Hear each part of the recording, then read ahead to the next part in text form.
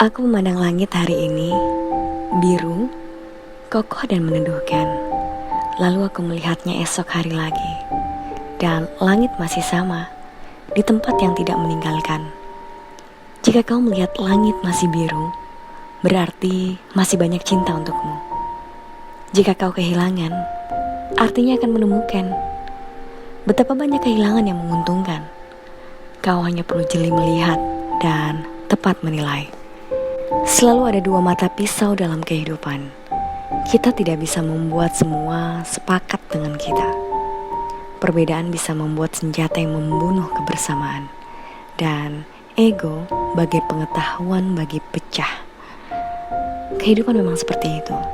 Sensasinya membuat kita pening. Semakin tak paham dunia, semakin rapuh. Walau kau harus hidup dengan cinta, tapi kau tak perlu mati karena cinta. Cinta itu keikhlasan. Kau tidak bisa memaksanya. Cinta yang menyerahkan diri selalu akan sampai tujuan. Kau hanya perlu memastikan namamu menetap di hatinya.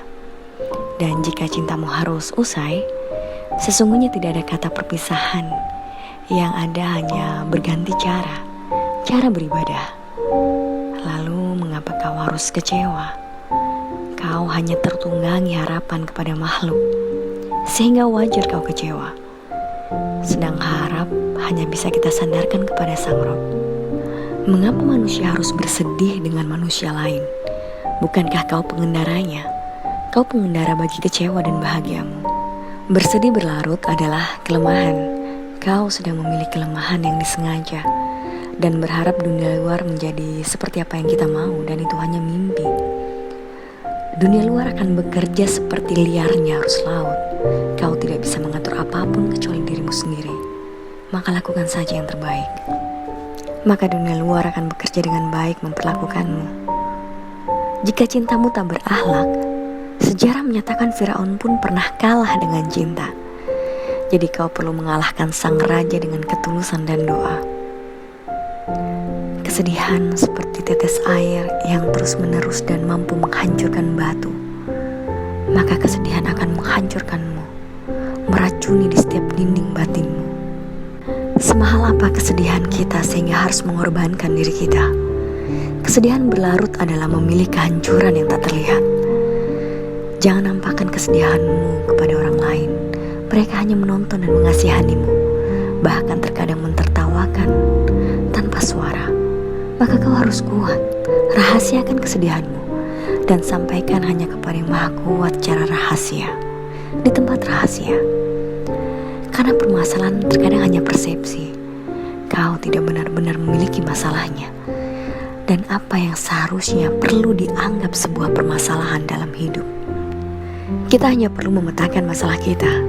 Jika kau menemukan kesedihan, maka tanyakan ini kesedihan dunia atau akhirat. Kesedihan kita hanya boleh untuk urusan akhirat, karena itulah nyatanya kesedihan. Jika hanya tentang dunia, maka batasi dan beri jangka waktu. Ini bagian dari permainan. Kita hanya perlu mencari solusinya dan taruh di meja perasaanmu. Gunakan akalmu. Bukankah kita tidak bisa menggergaji serbuk gergaji? Semua kejadian atas izin Allah. Berarti semua kejadian dari Allah. Jika itu dari Allah, maka itu baik.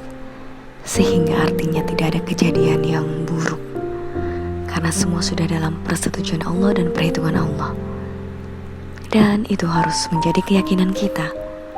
Kecuali jika hubungan kita dengan Allah tidak cukup baik, maka akan sulit berprasangka baik dengan Allah.